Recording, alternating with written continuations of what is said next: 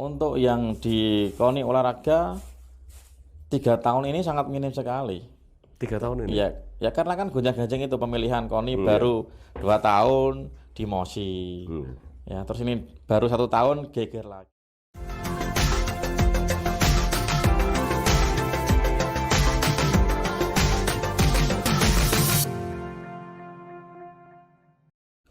Assalamualaikum warahmatullahi wabarakatuh. Ketemu lagi bersama saya Bang Gumis, kupas masalah dan isu. Para sahabat Bang Gumis, hari ini saya menghadirkan narasumber seorang kepala desa dan juga pembimbing prestasi dan juga pelatih pencak silat. Siapa beliau? Bapak Masud, Sarjana Pendidikan. Assalamualaikum Pak Masud. Waalaikumsalam warahmatullahi wabarakatuh. Salam sehat. Sehat. Nah, salam olahraga. Jaya. Nah, kan gitu. Jenengan ini kebetulan kepala desa Ploso ya Pak? Ya. Tapi saya lihat di medsos itu, ternyata prestasi Pak Masud ini luar biasa banyak. Ini. Pernah menjuarai Porprov, ya kan, kita lihat.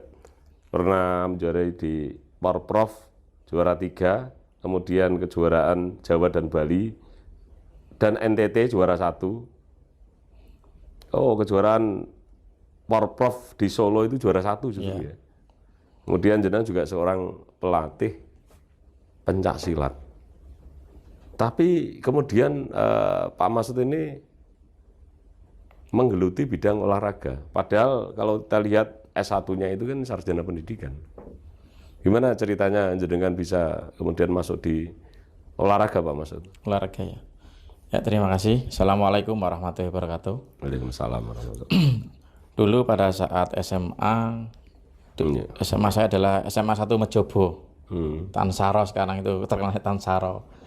Wetan Pasar Doro. Terus kebetulan pada saat itu saya satu-satunya Kabupaten Kudus yang mendaftar di UNES pada saat itu tahun 2000 ya di SMA Mejobo. Alhamdulillah satu-satunya siswa yang diterima di situ Pak. Lewat jalur prestasi. Kebetulan saya itu ambil jurusan pendidikan jasmani, kesehatan dan rekreasi. Ya di sela-sela itu ya dari keluarga itu tidak setuju asal mulanya. Saya kan dilahirkan dari keluarga tidak mampu. Kebetulan ibu saya, bapak saya sudah meninggal semuanya pada saat itu. Umur berapa itu? Umur kelas 6 SD. Kelas 6 SD? Iya. Terus bapak SMA kelas 2. Berarti saya mau kuliah itu bingung. Tapi tekad saya semangat sekali. Dari keluarga paman, om dan sebagainya itu nggak setuju karena alasan biaya dan sebagainya. Karena tekad saya itu bulat sekali kepengen jadi orang yang sukses, jadi orang yang berguna untuk keluarga diri saya sendiri dan masyarakat gitu. Iya. Jenengan itu sekarang kan menjadi kepala desa. Iya. Tapi bagaimana itu kemudian jenengan tahu-tahu jadi kepala desa? Sedangkan jenengan pernah mengajar di STM Wisuda Karya, betul ya? Berapa tahun jenengan mengajar? Saya mengajar di SMK Wisuda Karya itu mulai tahun 2005. Saya lulus di UNES, langsung ngelamar di situ dan besoknya diterima langsung 2005 sampai 2019. Sampai 2019 kemarin pada saat pencalonan kepala desa. Saya jadi baru keluar. Oh, berarti pada waktu nyalon kepala desa itu jenengan masih aktif di sebagai guru di STM ya. Kemudian untuk pencalonan itu jenengan tadi mengatakan bahwa ekonomi jenengan itu enggak begitu kuat ya, karena sejak kecil ditinggal ibu. Enggak pencalonan, maksud sekolahnya gitu. Enggak pencalonan ketika nyalon kepala desa itu jenengan itu pada waktu itu tahun 2019 ya. Tapi kemudian jenengan jadi, ujuk-ujuk jenengan jadi. Iya. Dan jenengan ini yang menarik itu pernah mijit keliling, betul? Pernah pada saat saya SMA ya pijit keliling juga sama kuliah. Sama mijit sambil kuliah. Sambil kuliah juga mubeng. Terus sama jualan roti setiap kita liburan. Itu kan liburnya kalau mahasiswa itu 2 bulan. Nah 2 bulan itu saya untuk gunakan untuk kerja. Kerja jualan roti, jualan kerupuk, terus di apa itu ya di pabrik tahu gitu kan, Ploso banyak pabrik tahu gitu Pak. Saya sekarang dua bulan saya izin untuk kerja di situ. Itu umur berapa ketika jenengan Itu jualan pada saat kerupuk? itu saya SMA kelas 2 sudah jualan Pak, jualan kerupuk di sekolah-sekolahan, kantin-kantin. Setelah pulang sekolah kita apa itu muat pasir Pak, muat pasir ya, muat pasir ke kol itu, sama Pak Lek saya Pak Ahmad itu yang Itu belum kuliah ya? itu belum kuliah pada saat SMA kelas 2 kan kita apa itu uang saku sendiri, jajan-jajan sendiri karena saya juga punya adik masih kecil-kecil 3 orang untuk menghidupi juga gitu. Kok jenengan bisa kemudian kuliah di UNES ya? Di UNES. S1-nya? Ya itu asal mulanya. Saya di SMA kelas 3, pada saat kelas 3 itu ada jurusan olahraga. Ya saya kan basicnya olahraga, kepengen kuliah di situ biar saya sempurna ilmunya di situ gitu loh. Terus keluarga itu gak setuju. Pada saat itu saya diterima. Satu-satunya SMA Mojokerto yang diterima di UNES itu saya. Terus keluarga, engko duitnya sopo kene kono. Tapi saya semangatnya pol. Pokoknya ya saya harus kuliah. Saya di nesoni Pak 1 minggu keluarga, setelah itu ya keluarga mensupport. Selanjutnya semangat lagi itu. Kemudian untuk bayar SPP, kemudian per semester itu kan harus bayar. Iya. Uang dari mana? Itu apa itu? Kan mahasiswa itu liburnya kan 2 bulan. Nah, 2 bulan itu saya kerja keras itu. Bisa nih saya bisa bayar SPP. Bisa nih saya bayar kos dan sebagainya gitu loh. Iya. Ya. Kemudian jenengan menjadi kepala desa mulai tahun 2019. Iya. Gitu. Kemudian sekarang ini kan untuk kepala desa dengan adanya Perpres nomor 104 ini menjadi dilematik dari rekan-rekan kepala desa yang kemarin itu kayaknya ada yang demo ke Pendopo itu. Iya. Berkaitan dengan sekarang ini kan COVID-19 masih di level 2 di Kudus ini. 1 Pak sekarang. Sekarang 1 ya? Sudah 1. Tapi anehnya ketika di level 1 kemarin itu kan ada surat edaran dari Pak Bupati bahwa yang belum vaksinasi belum mencapai 80% kan untuk dana desa itu kan ditahan dulu nggak dicairkan itu. Menurut pandangan dari Pak Masud selaku kepala desa gimana itu? Keberatan atau nggak apa-apa itu? Menurut saya memang jadi polemik sudah nasional ya. Karena itu kan banyak infrastruktur yang rusak sekarang. Baik di desa maupun yang di perkotaan. Ya, karena terbentur aturan. Aslinya itu di pemerintah desa itu terbentur aturan-aturan yang sangat rumit Bapak itu. Kadang kita bingung melaksanakannya. Kalau kita terjang, kita kena undang-undang, kena aturan dan sebagainya. Makanya teman-teman dalam apa itu memutuskan sesuatu itu pasti kita koordinasi. Jangan sampai langkah kita salah. Dalam langkah kita salah. Untuk sesuai yang tadi yang kemarin demo itu ya ada benarnya Pak. Karena dari teman-teman kepala desa itu sudah capek sekali Pak ya untuk membantu dari pemerintahan, baik kemarin mulai awal-awalnya pandemi sampai seperti itu, sampai viral ke Indonesia bahkan sampai dunia ya, khusus di Kudus itu sudah capek, kasihan. Nah ini ada aturan-aturan kebijakan dari Kabupaten Kudus, dari Pak Bupati. Itu kan aturan-aturan itu kan tidak ada di aturan pusat Pak, itu kan kebijakan sendiri Pak Bupati sendiri. Iya, surat edaran, namanya juga edaran. Surat edaran itu kan tidak kuat, tidak mengikat, tidak kuat, bisa dirubah. Nah bagi saya tidak setuju, kasihan teman-teman kepala desa itu Pak, karena sudah bekerja keras. Gitu. Di samping itu kan memang dana desa itu kan sekarang itu kan dengan adanya Perpres nomor 104, Peraturan Presiden nomor 104 itu kan mengatur tentang penggunaan anggaran dan untuk APBN dan kemudian APBD dan dana desa itu prosentasenya itu 40% kalau nggak salah untuk BLT, 20% kalau nggak salah untuk stunting, ketahanan pangan. Kemudian hanya 8% untuk pandemi. Ya 20% lah untuk Sarpras ya kalau nggak salah, 20 sampai 25. Nah terus kepala desa bangun pakai apa Pak? Lah makanya itu harusnya dari pemerintah pusat itu harus sudah tidak ada BLT lagi Pak. Tidak BLT lagi, dihapus kalau bisa Bapak Jokowi dan jajarannya kalau bisa memperhatikan. Ini karena dari pemerintah desa itu benturannya sama masyarakat. Ono duit 1 M kok ora iso bangun. Artinya tahunya seperti itu. Padahal kan sudah habis. Ini sudah habis 40% untuk BLT, 20 untuk ketahanan pangan, 8% untuk penanganan COVID. Ya, yang masih sisa 32%. Nah, itu ada stunting, ada yang lain-lain habis semuanya. Kalau nggak bisa bangun jalan ya jangan disalahkan dari pemerintah desa karena aturan-aturan dari pusat sudah seperti itu gitu loh. Kadang saya ada wartawan, ada yang lain tuh ngupload viralkan jalannya rusak padahal tidak tahu padahal seperti itu aturannya gitu loh. Iya, sedangkan memang visi misi kepala desa yang dulu ketika nyalon itu kan mau bangun ini, bangun itu. Kemudian dengan adanya COVID-19 ini, kepala desa tidak bisa memenuhi apa yang menjadi visi dan misinya. Dan sekarang masyarakat itu memang berpendapat bahwa keberhasilan seorang kepala desa itu dari fisiknya. Iya, betul. Misalkan bangunnya akeh udah berhasil. Sedangkan uangnya untuk BLT dan seterusnya begitu. Apakah masyarakat ada yang kemudian protes sama Pak Kades berkaitan dengan kebijakan BLT itu?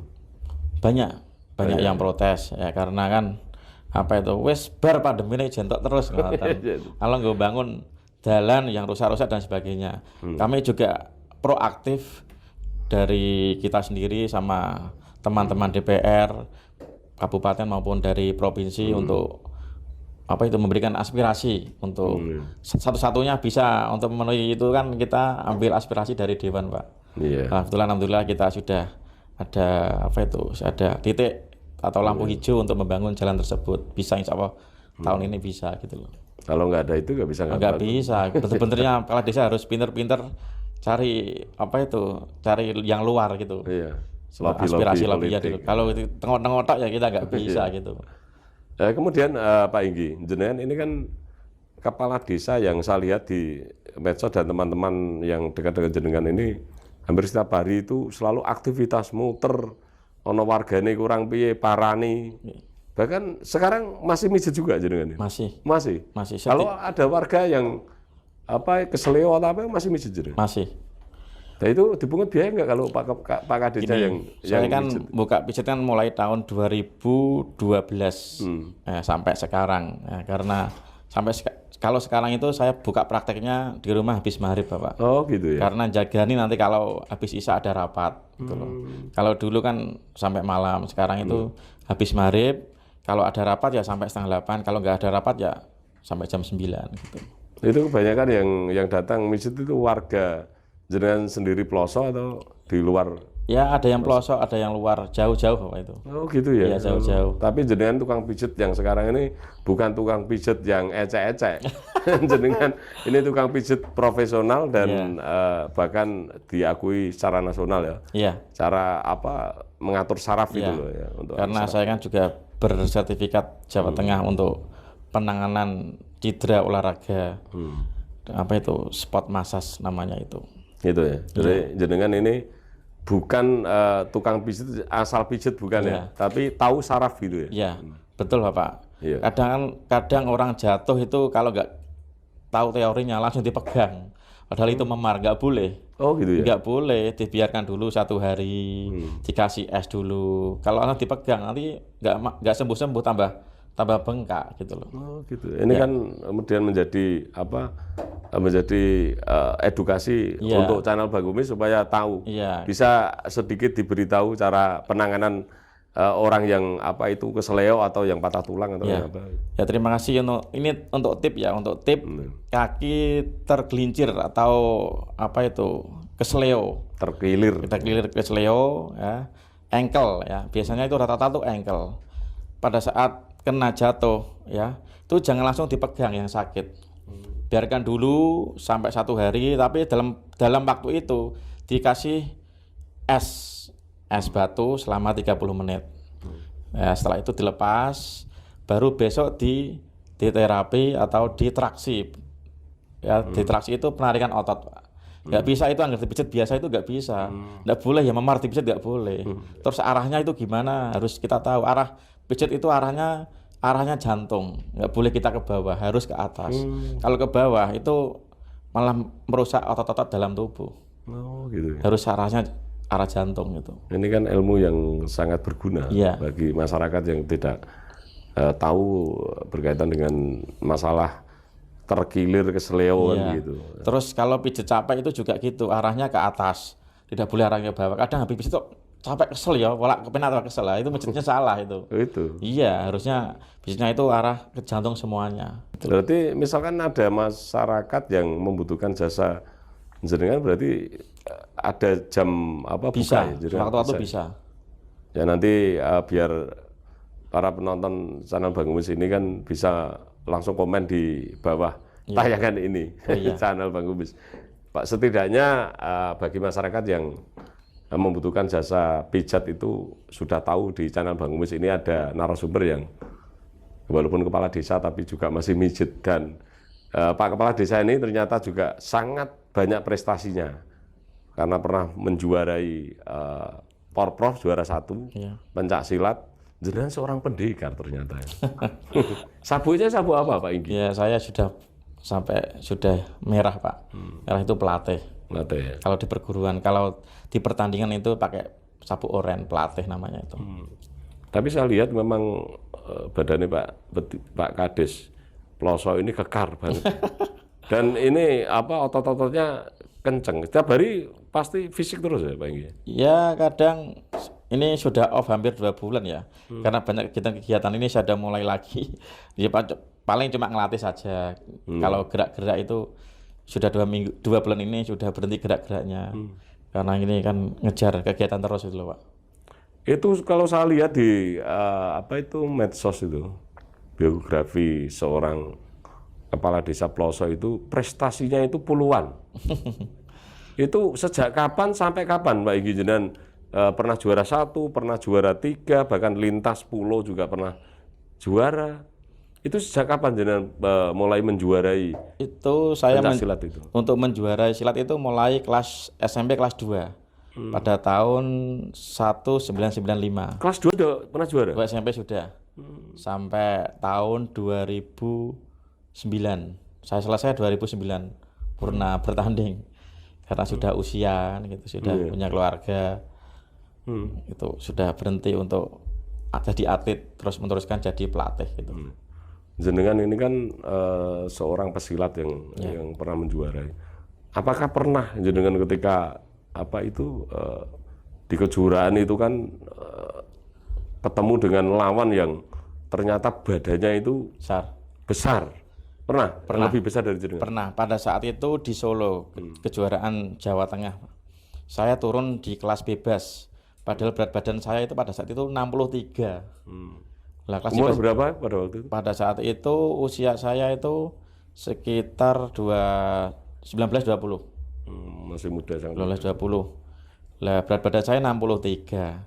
Lah padahal di situ kelas bebas itu di atas 90.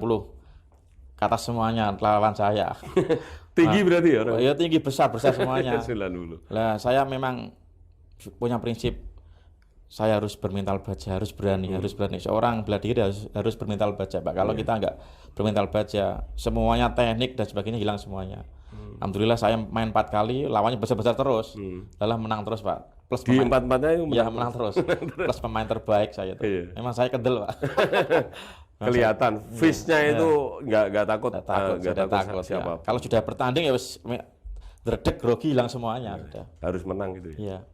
Terus pernah kemudian jenengan kena apa hantaman, kemudian jenengan sampai parah seperti apa? Pernah, pernah mulut ya pernah berdarah, ini mata pernah bengkak, kaki wajib itu kaki.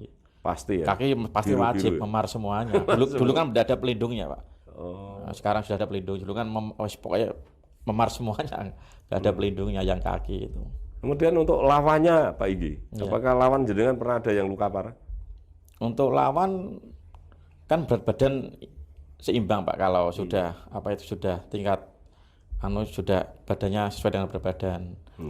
Yang tadi kan saya kan yang kelas bebas tadi kan permintaan dari pelatih, wis kamu kelas bebas karena yang kelas kamu sudah diisi orang lah. Kelas bebas. Untuk lawan pernah andalan saya kan tendangan balik itu Pak.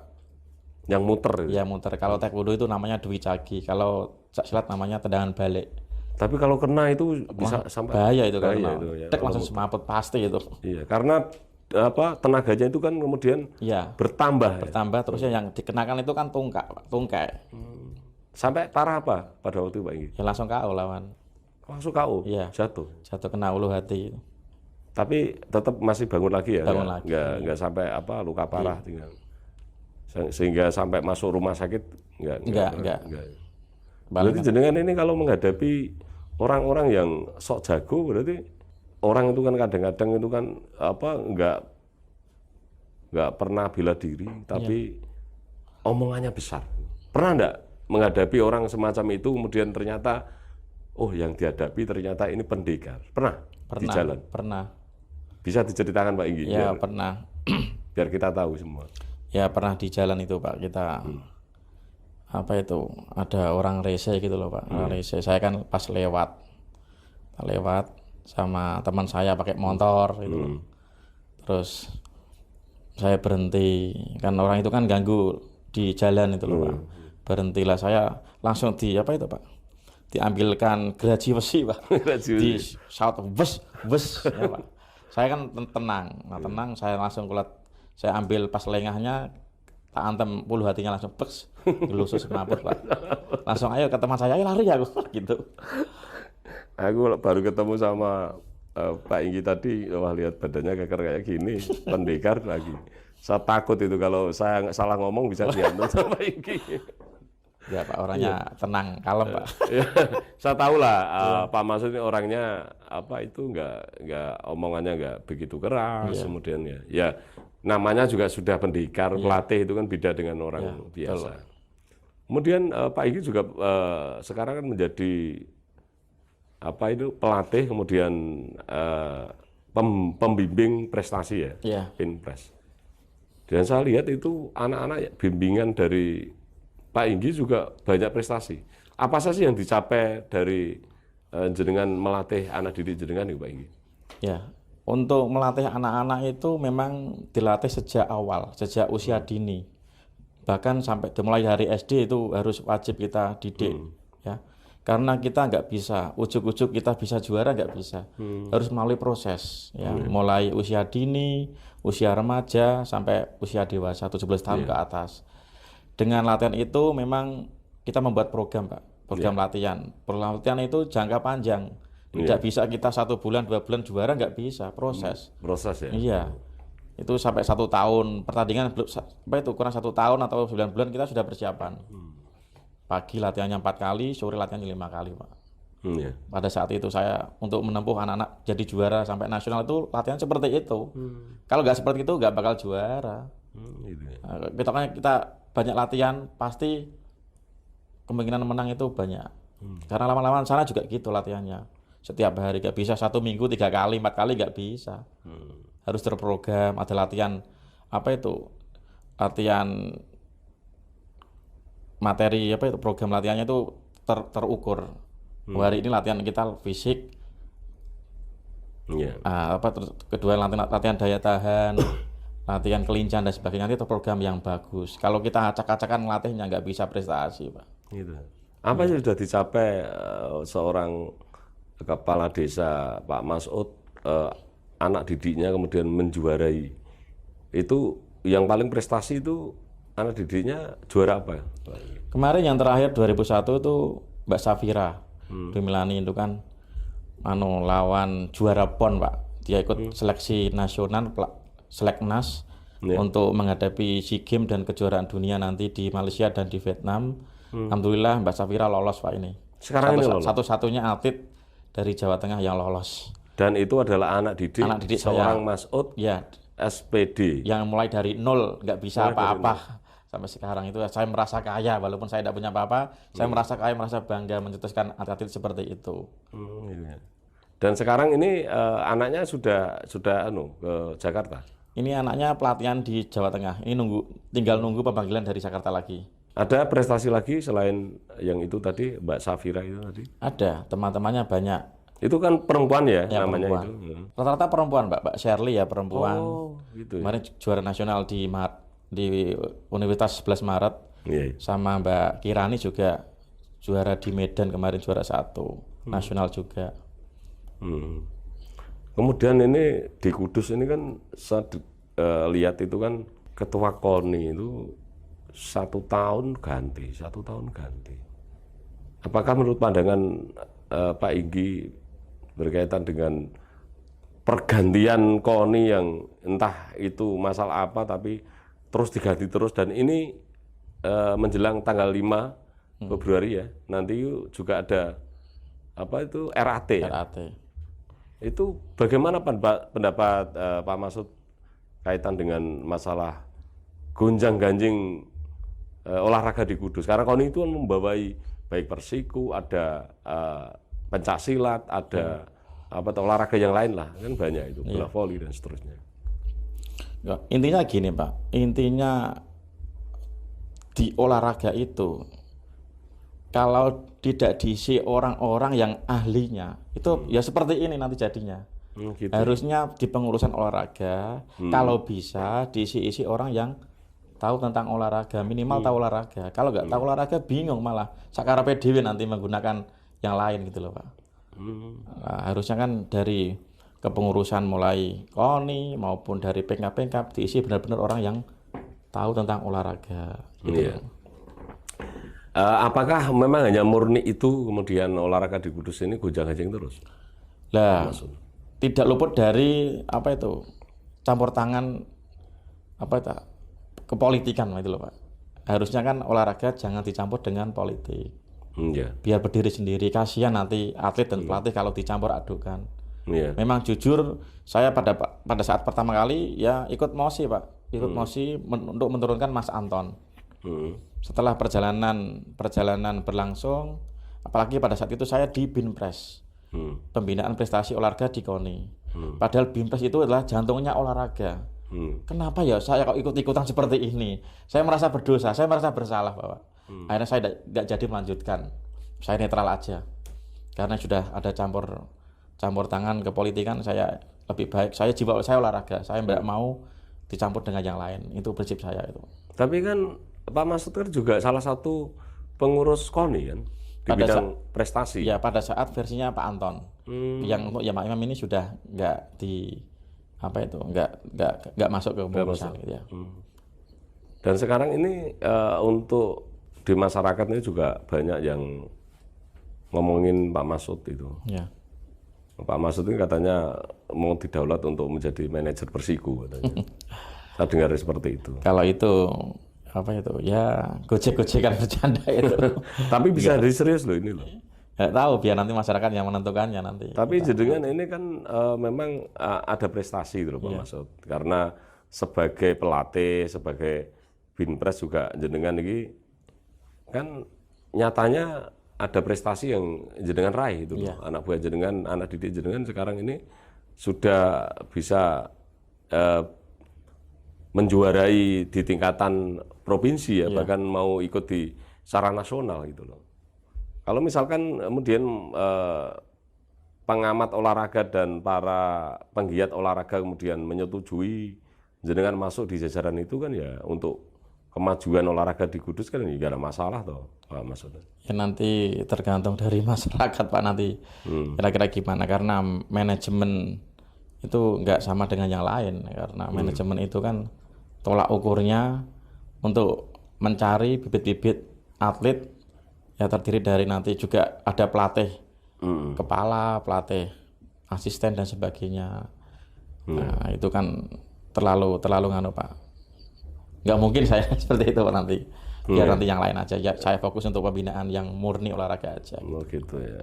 Jangan merendah barangkali memang untuk situasi di Kudus berkaitan dengan olahraga ini memang tidak kondusif karena ada tarik-menarik kepentingan di politik tadi yang jenengan sampaikan barangkali seperti itu. Kemudian apakah jenengan juga hanya membidangi di bidang pencaksilat Pak Masud? Apakah jenengan juga tidak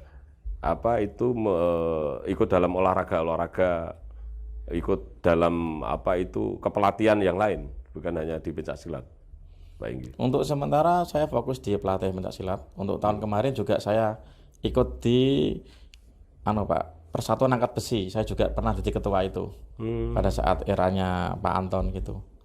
Sekarang dipegang oleh apa itu Pak Hartopo untuk ketuanya angkat besi, karena beliau juga punya fitness dan sebagainya kan lebih komplit gitu loh.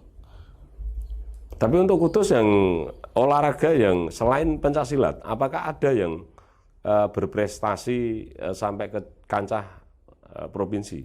Banyak sekali. Yang kemarin saya sebutkan di apa itu, di media itu kan banyak. Ada tarung derajat, kemarin dapat 4 emas. Terus panjat tebing, kemarin juga Porprov dapat 3 emas. Terus voli pantai juga kemarin dapat 2 emas Porprov. Terus taekwondo dapat 1 emas. Nah itu sudah kelihatan Pak, karena harusnya dari apa itu, dari pengurus induk organisasi di Kudus itu harus memikirkan orang-orang tersebut, atlet tersebut ya. Karena di dalam sistem keolahragaan nomor 3 2005 itu menyebutkan, pasal 69 itu menyebutkan untuk apa itu, pemerintah pusat, pemerintah daerah, bahkan masyarakat itu untuk mengawal dalam pendanaan di masing-masing wilayah harus dapat. Gitu. Terus juga di pasal 71 juga menyebutkan tadi harus transparansi dalam pengelolaan di tubuh organisasi di kabupaten maupun di provinsi maupun nasional, itu harus transparan, harus adil, sudah diatur dalam sistem undang-undang keolahragaan nasional itu Pak. Sudah, kalau kita apa itu enggak melanggar seperti itu ya kasihan atlet yang berprestasi. Itu harus, atlet yang berprestasi itu harus wajib dapat pembinaan dari induk organisasi di wilayah masing-masing. Jangan dibiarkan. Kasihan. Itu sudah jelas di undang-undang, itu sudah jelas menerangkan seperti itu gitu loh. Apakah di Kudus ini untuk apa itu, untuk pendanaan di olahraga ini apakah memang belum maksimal dari pemerintah daerah, kemudian dari sponsor, kemudian dari para donatur, apakah di Kudus ini kurang maksimal Pak Masud? Kudus ya kurang maksimal sekali. Terbukti kemarin kan ada 16 pengkap yang belum dapat anggaran dari induk organisasi dari Kudus gitu loh. 16 pengkap yang belum dapat, harusnya dapat semuanya, walaupun sedikit-sedikit harus dapat. Karena itu uang dari negara ya harus disalurkan. Jangan ada alasan belum membuat RAB kayak dan sebagainya kayak. Lah ngapain tugas Binpres? Ngapain bidang organisasi? Ngapain Litbang itu tugasnya apa? Tugasnya kan apa itu? Dia juga survei di lapangan. Kegiatan apa yang selama ini dilakukan oleh pengkap-pengkap? Karena juga bidang-bidang juga dapat anggaran. Lah untuk apa itu kalau nggak dilaksanakan kan gitu? Ya, tapi kan kemarin memang apa itu KONI gonjang-ganjing, sedangkan untuk penganggaran dari APBD itu kan harus melalui KONI, nggak bisa langsung, misalkan Persiku didanai langsung dari APBD, nggak bisa, atau pencaksilat dan seterusnya gitu. Nah kemudian untuk penganggaran juga tidak bisa, karena itu sifatnya hibah, tidak bisa 1 tahun berturut-turut kan, nggak bisa, harus apa itu bertahap 1 tahun ini dapat, kemudian tahun berikutnya tidak dapat, nanti kemudian berikutnya lagi baru dapat itu. Apakah memang penganggaran untuk APBD Kudus sangat minim sekali? Untuk yang di KONI olahraga 3 tahun ini sangat minim sekali. 3 tahun ini? Ya karena kan gonjang-ganjing itu pemilihan KONI baru 2 tahun dimosi. Ya terus ini baru 1 tahun geger lagi karena ya tadi ada kepentingan pribadi mau dicampur itu olahraga. Harusnya jangan dicampur dengan politik-politik seperti itu. Rusak ya jadinya seperti ini. Kalau dicampur murat marit. Ya saya merasakan sendiri, tidak hari ini, tidak jari ini kenyataan ini. Kemudian untuk penganggaran jenengan selaku apa itu Binpres, pembimbing prestasi. Pembinaan prestasi. Apakah pendanaan itu kemudian murni dari donatur, kemudian atau dari justru jenengan pribadi, atau dapat dari APBD? Selama ini itu langsung sebenarnya dari APBD kabupaten. Ya, kemarin untuk yang murni yang 2001 ini kan menggelontorkan 1 miliar. Untuk yang perubahan kan melalui Perkada 2 miliar. Jadi total 3 miliar gitu loh. 3 miliar itu harus apa itu? Harus semestinya itu benar-benar semua pengkap itu harus merasakan. Kalau kita tidak tahu ya kita panggil di WA kayak atau ditemukan biar nanti merasa, walaupun tidak sama minimal mereka juga merasakan ada keadilan. Jangan seperti ini 16 pengkap belum dapat dengan alasan belum membuat RAB. RAB itu lucu. dibuat 1 hari selesai. Nah, terus yang saya herani lagi, saya itu menghormati ketua terpilih. Tidak ada kubu-kubunan yang beliau bicarakan. Harusnya kan dirangkul semuanya. Seperti kepala desa, pencalonan selesai, semua dirangkul. Nah, dirangkul semuanya tanpa pandang bulu. Jangan kita dibiarkan, dijauhi, itu salah. Seorang pemimpin itu siap resiko, siap dihina, siap dicaci maki, siap dicemooh. Jangan emosi. Kalau kita emosi ya gak usah jadi pemimpin. Iya, betul. Nah, gitu loh. Seorang pemimpin itu kan memang harus jadi keranjang. Iya. Gitu. Baik masuk, yang kurang baik juga masuk. Kan harus lapang dada begitu. Pak Enggi. Kemudian apakah jenengan akan menjadi penggiat olahraga sampai kapanpun, Pak Enggi? Saya akan menjadi penggiat olahraga sampai saya nggak bisa jalan gitu. Pokoknya selama Semoga hidup, janganlah, tetap bisa selama seumur hidup, pokoknya saya tetap senang dengan olahraga karena darah saya bilang saya olahraga dari kecil harus kita uri-uri lestarikan. Gitu. Dan meskipun jenengan sebagai kepala desa itu kan sibuk banget ya, tapi tetap jenengan di olahraga, tetap membimbing anak-anak agar supaya bisa berprestasi. Dan ini tidak semua orang, Pak. Jadi kepala desa aja sudah pusing. Ya kan tiap hari ada laporan ini itu, permasalahan selalu ada. Kemudian sebagai kepala desa, apa suka duka dari Pak Masud? Untuk suka dukanya ya setiap hari itu hampir ada permasalahan. Pasti baik kecil maupun yang besar. Bahkan sampai malam jam 12 sampai subuh ada permasalahan dibangunin. Iya. Dibangunin karena memang saya gampang, Pak, karena saya setiap muter itu pakai stempel. Bawa stempel. Dia stempel muter itu pakai stempel di motor, di tas gitu. Semua di jalan-jalan di warung-warung minta ya saya langsung di situ. Iya, sebagai kepala desa itu melayani masyarakat, kemudian jenengan juga ketika habis maghrib harus buka praktek pijat, kemudian nanti jenengan harus melatih, jenengan harus ada, karena jenengan juga pengurus di IPSI ya, silat, pencak silat ya, Kabupaten Kudus ya. Artinya kan waktunya jenengan ini untuk istirahat, untuk keluarga kapan, Pak Enggi? Ini saya kan pulang jam 2:30, ya langsung tidur, jam 4 bangun ngelatih, Pak, ngajar anak silat. Habis sholat melatih? Iya. Sampai paling tidur 1 jam, sampai jam 5:30 melatihnya. Terus? Saya itu buka praktek. 6 pagi berarti? Apa? Jam 6 pagi itu? Enggak, maghrib habis maghrib. Buka praktek sampai jam 7:30, jam 8. Kalau nggak ada rapat, kalau nggak ada rapat ya saya nanti jalan-jalan dengan keluarga. Muter-muter biar nggak jenuh. Nanti jam 9 malam ke atas baru saya keliling kampung, jagung-jagung sana sini gitu. Sampai jam 12. Sampai jam 12. Baru tidur. Baru tidur. Begitu terus? Terus tiap hari. Waktunya habis terus. Ya memang resikonya seperti itu pemimpin. Iya. Kemudian untuk jenengan ini sebagai kepala desa, tentu di COVID-19 ini kan banyak warga yang dulu pada waktu awal mula itu kan ada masyarakat yang tidak percaya dengan adanya COVID. Nah, kalau sekarang sih pada percaya. Buktinya sekarang ini kan sudah pada vaksin ya. Kalau dulu itu kan ogah vaksin.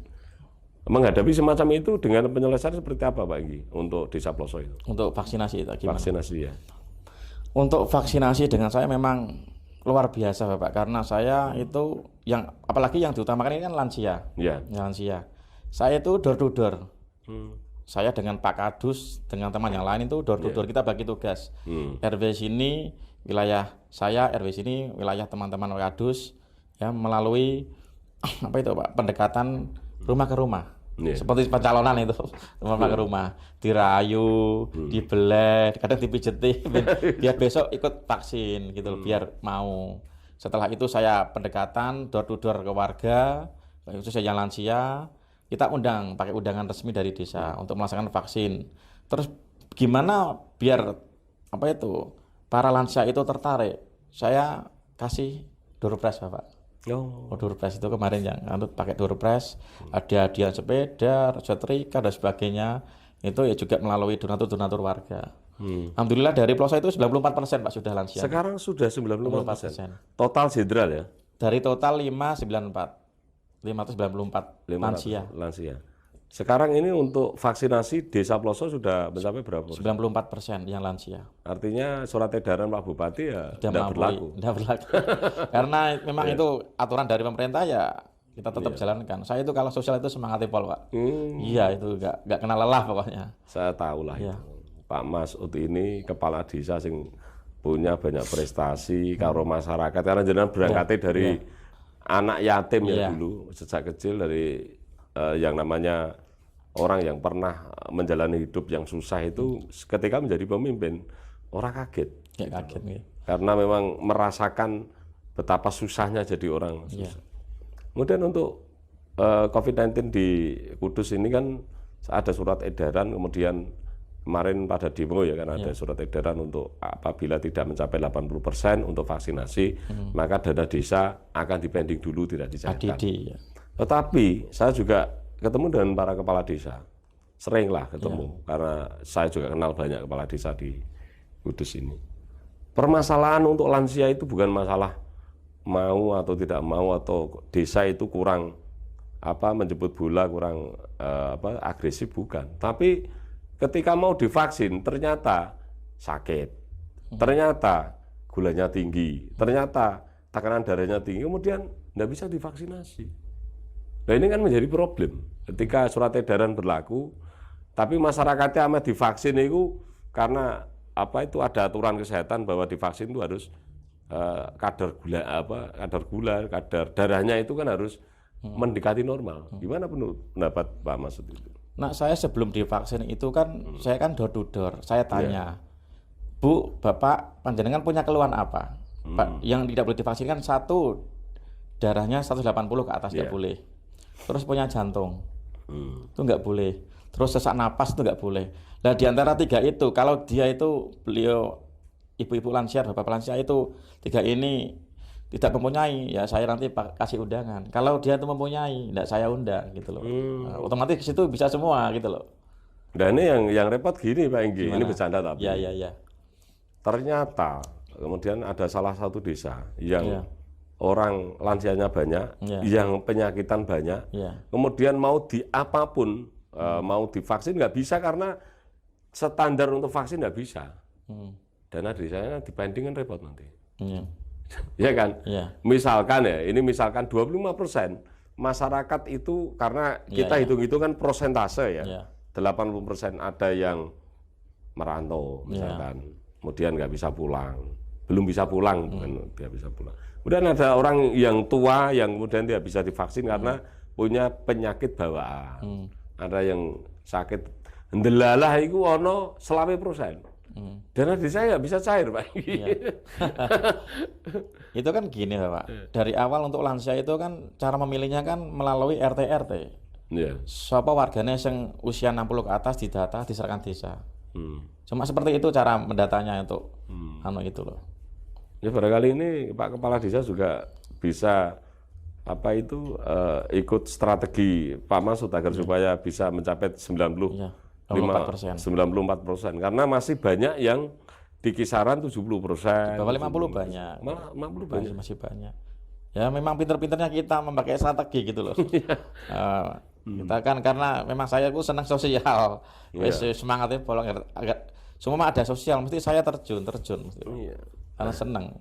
Kemudian Pak Enggi, ini kan olahraga di Kudus ini kan perlu ada sentuhan dari pemangku kebijakan. Dan sekarang ini untuk olahraga di Kudus ini kan untuk Persiku kemarin itu baru ikut di Liga 3, Divisi 3 itu kemudian kalah gitu loh. Di penyisian sudah kalah. Dan yang paling ironis itu ada pemain yang katanya di medsos itu belum dibayar sampai sekarang. Apakah benar itu? Dan kemarin itu yang pemain salah satu pemain kayaknya itu. Iya. Itu benar sekali karena kan memang untuk manajernya kan dipecat Pak itu Pak. Untuk pembuatan laporan ya belum, apa-apa belum kok dipecat kan. Siapa yang mau Pak, itu kan kasihan. Untuk manajer kan saya lihat kan walaupun tidak dapat anggaran APBD, minimal kan dia sudah sumbang sih berapa miliar itu untuk melaksanakan seperti itu. Tidak semua orang bisa loh Pak. Cuma kesalahannya kan kadang sesumbar tanpa APBD bisa lah. Itu kadang orang itu kadang yang sombongan itu pada nggak mau. Termasuk anggota Dewan kadang selenting-selentingan dikit ya, wah kok kemaki kan, harusnya kita merendah dan sebagainya. Memang Pak, Persiko itu apa itu kebanggaan dari Kudus. Kita itu harus mendidik pembibitan dari awal. Saya sama, semua olahraga itu hampir sama Pak. Nah, kita nggak usah ambil pelatih bagus sama sekali, nggak usah. Sementing kita pembinaan itu bagus, insya Allah itu hasilnya bagus. Pelatih siapapun, nah pembinaannya itu bagus, pasti bagus. Seperti Indonesia, pelatihnya Korea. Nah kemampuannya di bawah rata-rata sama saja kan gitu. Nah logikanya seperti itu. Dilatih siapa saja, sementing pembinaan dari awal itu bagus, pasti hasilnya bagus. Kita nggak usah bayar mahal-mahal dan sebagainya, percuma. Lebih baik untuk pembinaan di daerah tersebut dari awal gitu loh. Karena memang untuk melatih itu kan tidak kemudian waktu yang singkat ya, karena butuh itu tadi. Jadi kan katanya untuk melatih anak agar supaya juara saja harus sejak dini dilatih. Apalagi misalkan ada manajer yang menangani di sepak bola, ya kan? Baru 2 bulan. Baru 2 bulan kemudian tidak prestasi, pecat ya. Kenapa nggak bisa juara? Sampai Jambul Wanten nggak bisa juara. Prosesnya lama juara itu. Nggak usah ujuk-ujuk, apalagi manggil pemain sana. Kekompakannya kan belum tentu 1 bulan 2 bulan, 1 tahun belum bisa, apalagi 1 bulan 2 bulan. Namanya klub itu kan harus tahu apa itu cara main temannya, kemudian cara umpan bola, kemudian kode-kode apa yang harus, misalkan minta bola atau suruh kaptennya suruh ke sana ke sini, itu kan memang perlu strategi lah. Kalau hanya 2 bulan itu ya repot. Nggak bisa Pak. Nggak bisa. Kemudian sebagai kepala desa Pak Inggi, apa yang perlu disampaikan ke pemerintah berkaitan dengan COVID-19, karena sekarang ini kan kita masih di pandemi COVID-19, agar supaya kepala desa dan masyarakat kemudian tidak resah dengan adanya isu-isu, kemudian ada kebijakan-kebijakan yang di sana itu kemudian sebagai kepala desa itu susah untuk mengejawantahkan kebijakan-kebijakan seperti halnya Perpres 104 itu. Ya, saya mohon kepada pemerintah pusat, pemerintah provinsi dan kabupaten, kalau bisa juga memikirkan jeritan para kepala desa yang sekarang saat ini masih di era pandemi, ya, karena semua kegiatan baik infrastruktur yang lain itu sangat terhambat. Sasarannya itu dari pihak desa, ya. Warga masyarakat itu tahunya itu uangnya banyak, 1 miliar, 2 miliar dan sebagainya. Padahal itu kita terbentur aturan-aturan gak bisa untuk melaksanakan infrastruktur, terutama jalan-jalan yang sudah rusak. Ya kemarin yang banyak viral sekali seperti itu. Mohon dari pemerintah pusat, dari Pak Jokowi Presiden, kalau bisa untuk tahun depan sudah selesai, biar untuk kegiatan masyarakat. Karena kasihan dari pemerintah desa itu sudah susah payah dari awal kasus sampai sekarang, baik tenaga maupun yang lain tercurahkan semuanya. Apalagi dari Kabupaten Kudus kemarin membuat seperti itu, sangat kepala desa pada kecewa, kasihan Bapak. Mohon ini kita sudah level 1, jangan terlalu ketat untuk aturan-aturan, biar masyarakat, biar ekonominya biar berjalan.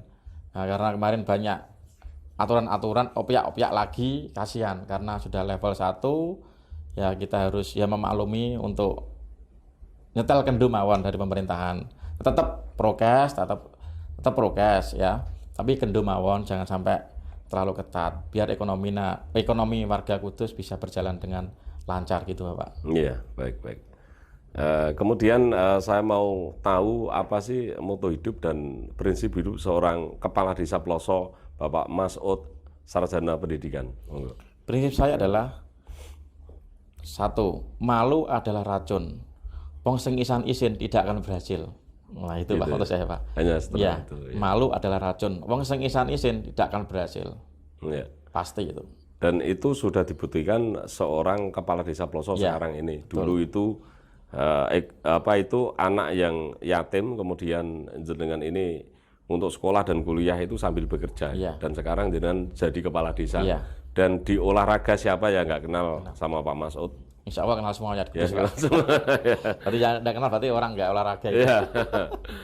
Kemudian yang terakhir kita sudah wawancara hampir 50 menit Pak Kepala Desa Ploso, Pak Masud. Untuk masyarakat, baik itu masyarakat yang ya para penggiat olahraga dan kemudian masyarakat yang jenengan wakili, yaitu masyarakat Desa Ploso. Monggo kameranya. Ya, terima kasih untuk pesan dari saya. Untuk induk organisasi di Kudus, kalau bisa dirubah, dirangkul semuanya, ya, semua dirangkul semuanya, karena ini sudah mendekati event-event bergengsi, namanya Porprov. Sebentar lagi kita melaksanakan pra itu bulan akhir 22 sudah melaksanakan pra, terus 2003 kita sudah melaksanakan Porprov. Maka dari itu mohon induk organisasi yang menaunginya untuk kompak lagi, bersama lagi, jangan sampai olahraga di Kudus terpecah belah itu.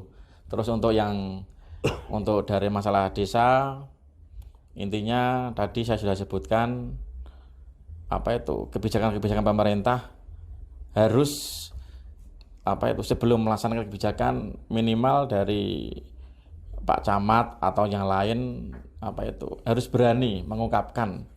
Ya, nanti kalau nggak berani mengungkapkan, nanti sasarannya ke desa lah. Seperti ini, harusnya di situ kan sebelum memberikan kebijakan kan dari Forkompinda, Pak Camat ataupun yang lain kan harus juga wani unek-unek, ampun ngentir tok gitu loh Pak. Ngentir tok nanti kasihan yang di bawahnya, seperti ini gitu loh. Kalau ada koordinasi yang baik, saya yakin bisa gitu loh.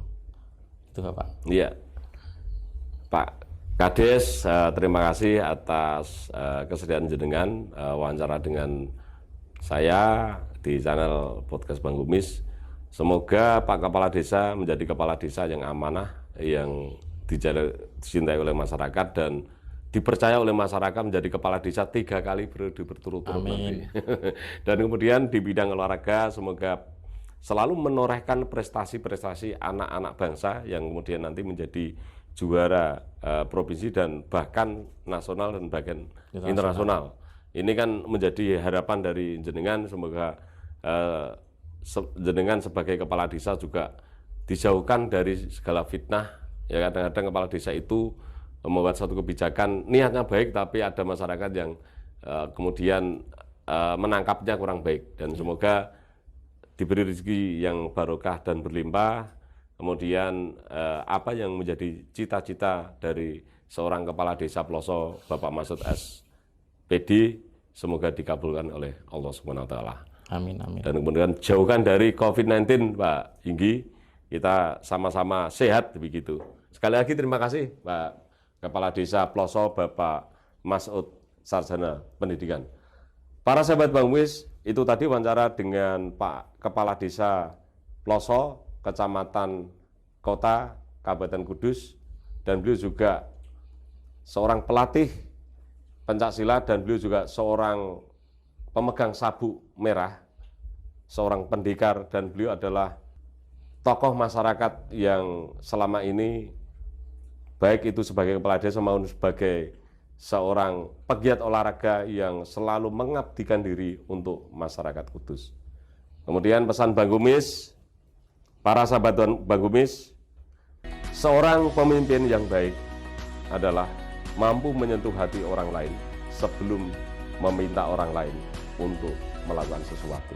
Saya Bang Gumis, sampai ketemu lagi di lain kesempatan. Wassalamualaikum warahmatullahi wabarakatuh. Waalaikumsalam. Salam sehat, salam olahraga.